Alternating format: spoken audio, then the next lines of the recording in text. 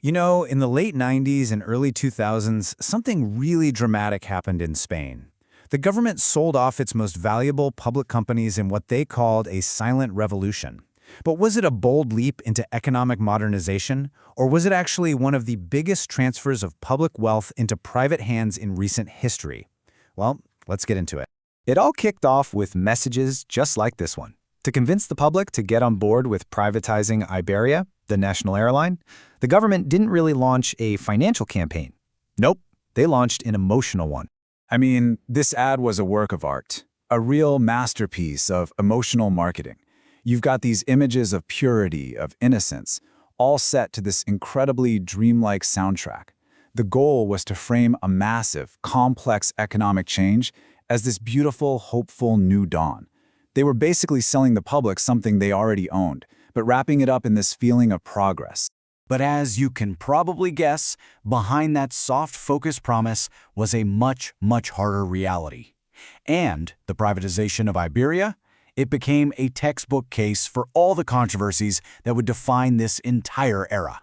When you look at this timeline, a real pattern starts to emerge, right?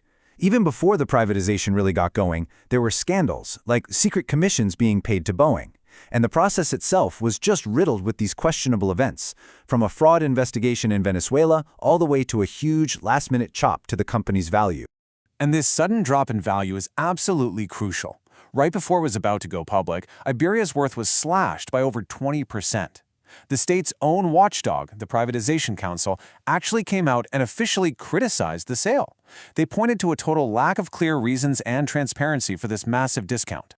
Okay, so fast forward a few years. After Iberia merges with British Airways, analysts came up with this brilliant term to describe the new reality: a mercantile illusion. Basically, it's a corporate trick. The company is set up to look Spanish on paper, mostly so it can hang on to its valuable European flight licenses, while the real power, the real control, and of course the real profits, they're all based somewhere else. And this slide just lays out the result of that illusion. Today, Spain's former national airline is overwhelmingly owned by Qatar Airways and a bunch of international funds. And the Spanish state itself, it holds on to a tiny 2.5% stake. But here's the thing. The story of Iberia wasn't some isolated incident. Not at all. It was just one piece of a massive, deliberate wave of privatizations that completely reshaped the entire Spanish economy. So, between 1996 and 2004, the government, led by José María Aznar, set out on what he himself actually called a silent revolution. The whole idea was to liberalize the economy by selling off the state's most strategic and profitable companies, what people called the family jewels. And the scale was just breathtaking. We're talking about the absolute pillars of the national economy here. The main phone company, the biggest electricity provider, the national oil and gas giant, the public bank. These weren't just assets on a spreadsheet. They were the essential services that people depended on every single day. And they were all sold off to private investors. Which, of course, brings us to the most critical question of all. Who really benefited from this historic sell-off? Well, when you follow the money, the numbers tell a truly staggering story. Let's start with what the state got out of it. For selling off literally decades of public investment, the Spanish treasury got a one-time payment of roughly 40 billion euros. Now that's a huge sum, for sure, but it is a single injection of cash. Now compare that to what the new private owners made. In just one decade, between 2011 and 2020, just 5 of those privatized companies paid out nearly 60 billion euros in dividends to their new shareholders. This chart just makes that contrast, well, painfully clear. The bar on the left, that's the state's total one-and-done income. The bar on the right, that's what private shareholders earned in just 10 years. They made more in a single decade than the state made from selling everything. And this graph shows you the long-term picture perfectly. The state's income is that flat line. One payment, and that's it. Game over. But the private shareholders' income, that's a constantly rising river of wealth, just flowing out of the country, year after year after year. One analysis summed it up with this incredibly powerful metaphor. The government got a one-time payment for the tree itself, but the private sector, they got to harvest all of its fruit forever.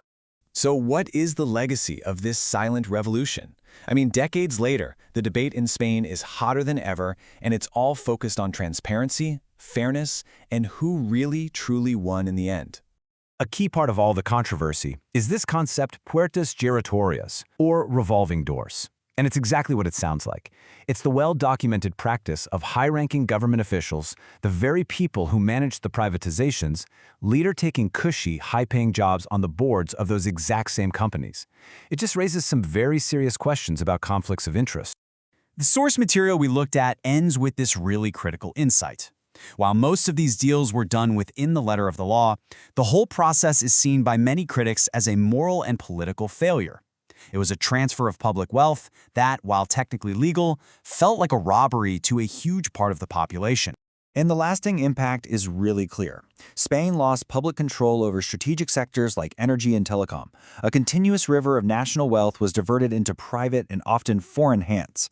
And it created these powerful private oligopolies, which critics argue just led to higher prices and less choice for everybody, sparking a debate about economic sovereignty that is still going strong today. So that leaves us with the central question, doesn't it? Was this a necessary, bold step toward economic modernization that put Spain on the map? Or was it, as the data seems to show, one of the largest, most audacious transfers of public wealth to private interests in modern history?